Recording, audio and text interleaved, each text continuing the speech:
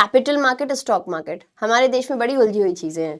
बहुत लोगों के पास बहुत सारे पैसे हैं पर वो आज भी नहीं जानते कि ये एग्जैक्टली क्या है, इसमें कैसे इन्वेस्ट करना है।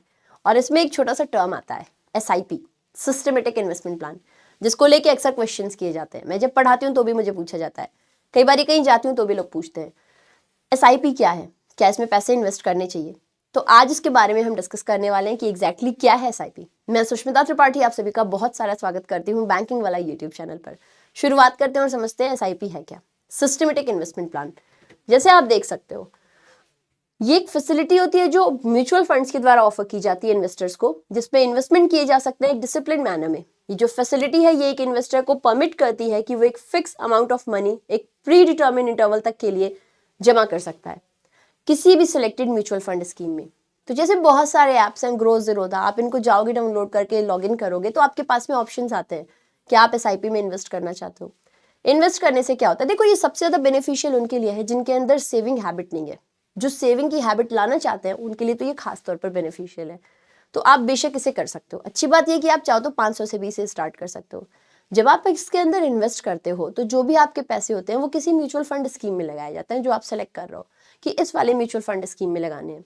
जब आपने वहां पे पैसे लगाए हैं तो अच्छा, इसको आप शुरू कर सकते हो 500 से 10,000 से, जिस भी इंटरवल पे आप चाहो। मंथली चाहते हो, 6 मंथली चाहते हो, 3 महीने पे करना चाहते हो, एनुअल तो आप सेलेक्ट करोगे।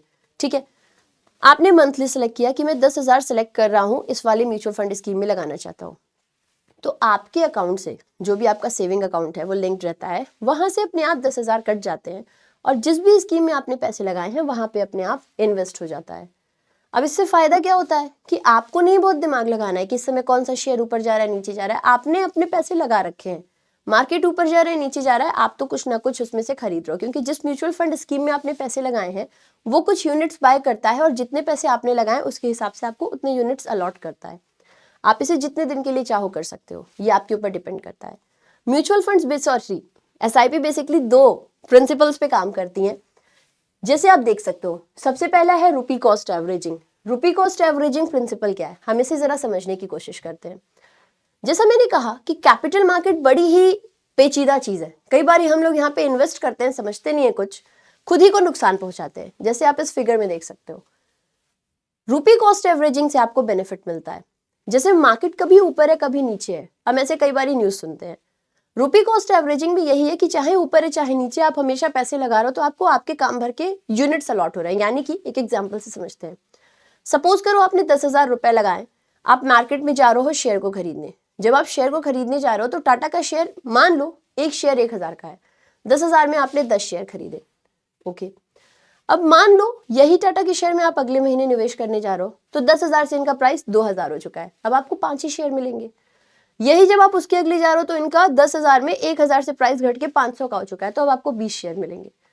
तो आपको अलग बारी ट्रैक करके कुछ नहीं लगाना है। आपने तो अपनी तरफ से पैसे लगा दिए हैं, मार्केट ऊपर जा रही है नीचे जा रही है, आपने जितने पैसे लगाए हैं उसके हिसाब से आपकी म्यूचुअल फंड स्कीम की जो यूनिट ले रही है आपका म्यूचुअल फंड, वो यूनिट खरीद के आपको अलॉट करता रहेगा। तो आप मार्केट की वॉलेटिलिटी को घुस के समझना नहीं, आपको आपने पैसे निवेश कर दिए, ऊपर नीचे हो रहा है पर आपको आपके हिसाब से मार्केट के यूनिट्स मिलते रह रहे हैं। तो यहाँ पे सबसे बड़ा बेनिफिट होता है कि उसके हिसाब से आपका जो भी प्रॉफिट हो रहा है वो हो रहा है। देन एक और भी चीज इसमें होती है, कंपाउंडिंग। कंपाउंडिंग बहुत अच्छी चीज है। कंपाउंड इंटरेस्ट के मुताबिक जो है यहाँ पे आपको पूरा रिटर्न मिलता है। ठीक है, जरा हम बात को समझते हैं, एक एग्जाम्पल से समझिएगा। सपोज करिए ए है, ए ने इन्वेस्ट किया अपने 60th बर्थडे के लिए, 40 साल के थे तब। तो ये 40 साल के थे तो इन्होंने 60th बर्थडे के लिए इन्वेस्ट करना शुरू कर दिया, हर महीने 1,000 कर रहे हैं। ठीक है, 7% के हिसाब से इन्हें मंथली 7% के हिसाब से इन्हें रिटर्न मिल रहा है। ठीक है, तो जो 7% के हिसाब से इन्हें इंटरेस्ट मिल रहा है, आज से 20 साल के बाद अगर हम देखें इन्हें कितना मिलेगा, 20 साल के बाद इन्हें मिलेगा 5,28,000। यानी इन्होंने 40 साल में शुरू की है, अपने 60 साल के बर्थडे के लिए प्लान कर रहा, तो जब 40 साल में शुरू किया, 20 साल के लिए इन्वेस्ट किया 11,000, 7% रिटर्न के मुताबिक इनको मिला 5,28,000। अब दूसरे लोगों को समझते हैं। दूसरे लोग हैं बी ने 20 साल की उम्र में ही समझ लिया और वो तभी से अपने 60th बर्थडे के लिए कुछ ना कुछ प्लान करने लगे। अब ये 20 साल की उम्र से 1,000 रुपए जमा कर रहे हैं और इन्हें भी 7% के हिसाब से रिटर्न मिल रहा है। तो जब समय आएगा 40 साल के बाद जब ये 60 के होंगे तो इन्हें रिटर्न में 26,56,436 मिलेंगे। यानी आप समझ रहे हो, यही कंपाउंडिंग का डिफरेंस होता है, 20 साल का डिफरेंस, लेकिन जो रिटर्न मिला वो इन्हें 5 टाइम्स ज्यादा मिला। यही होता है कंपाउंडिंग का डिफरेंस। कंपाउंडिंग का डिफरेंस अगर हम समझ जाएं तो बेशक हम लोग राजा हो सकते हैं। इसलिए अगर किसी को इन्वेस्ट करना है तो वो जितनी जल्दी हो सके उतनी जल्दी इन्वेस्ट करे। 10 साल का डिफरेंस, 5 साल का डिफरेंस और जो रिटर्न का डिफरेंस होता है वो डबल से भी ज्यादा हो जाता है, इसलिए वेट नहीं करना चाहिए। तो ये दो बेसिक प्रिंसिपल्स हैं जिसपे एसआईपी वर्क करता है। एसआईपी की कुछ अपनी अच्छी चीजें भी होती हैं, कुछ इनके बेनिफिट होते हैं। सबसे बड़ी बेनिफिट होती है कि फाइनेंशियल डिसिप्लिन होती है, यानी कि आपके अंदर एक डिसिप्लिन है कि आपको हर महीने इतने इतने इतने पैसे तो जमा करने हैं। तो ऐसा नहीं है कि आप बिना बात की चीजों पे पैसे खर्च कर रहे हो, पैसे बेकार कर रहे हो। आप हर महीने डिसिप्लिन मैनर में जाकर जो है स्टॉक्स को ले रहे हो, ठीक है। आप तो बस इन्वेस्ट कर दियो, म्यूचुअल फंड स्कीम उसको ले रही है, ठीक है। देन फ्लेक्सिबिलिटी, सबसे अच्छी बात ये है कि जब आप इसके अंदर इन्वेस्ट कर रहे हो तो ये ओपन एंड से होता है, यानी आप बंद नहीं जाओगे। आप चाहो इसमें से जब अपना बंद कर दो, निकाल लो पैसे, चाहो तो कुछ निकालो, कुछ छोड़ दो। आपको लगता है कि आपको एसआईपी का अमाउंट बढ़ानी है, आप बढ़ा सकते हो, घटानी है मंथली, घटा सकते हो। जितने टाइम के लिए इन्वेस्ट किया उसको बढ़ाना है तो उसको और दिनों तक इन्वेस्ट कर सकते हो। मतलब ये पूरी तरह से फ्लेक्सिबल है, हर एक तरीके की सुविधा आपको प्रोवाइड करता है। थर्ड, कन्वीनियंस, ये हैजल फ्री मोड है, यानी कि आप लोगों को बार बार जाकर कहीं पे अलग से जमा नहीं करना, आपकी आराम से सेविंग अकाउंट से डिडक्ट होता है और जहां पे इन्वेस्ट होना है वहां पे इन्वेस्ट हो जाता है।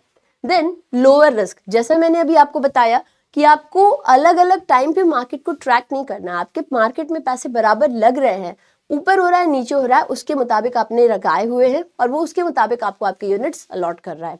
तो ये कुछ फायदे होते हैं एसआईपी के। अब अगर कोई मुझे पूछता है कि क्या इसमें इन्वेस्ट करना चाहिए, if you are getting a good money और आपको लगता है कि आप इन्वेस्ट करना चाहते हो तो आप बेशक कर सकते हो। बस आपको ये जानना होगा कि जिस टाइम पर आप कर रहे हो इन्वेस्ट, उस टाइम के अनुसार जो सबसे अच्छे प्लान्स हैं वो कौन से हैं। ये आपको बहुत जगह जानने को मिल जाएगा। एनीवे, तो ये हमारी आज की सेशन थी जिसमें मैं आपको एक छोटा सा इंट्रो देना चाहती थी एसआईपी क्या है। ऐसे ही हम और भी बहुत सारी चीज़ों को आगे डिस्कस करते रहेंगे। सेशन पसंद आया तो बेशक बताइएगा कमेंट करके। फिर हम मिलेंगे, हमारी मुलाकात होगी अपनी अगली क्लास में। अगर आप लोग करंट अफेयर्स को स्ट्रॉन्ग करना चाहते हो तो डेली सुबह 7 बजे बैंकिंग वाले यूट्यूब चैनल पर करंट अफेयर्स की क्लास में मुझे फॉलो कर सकते हो। Now take care, have a great day ahead, bye bye.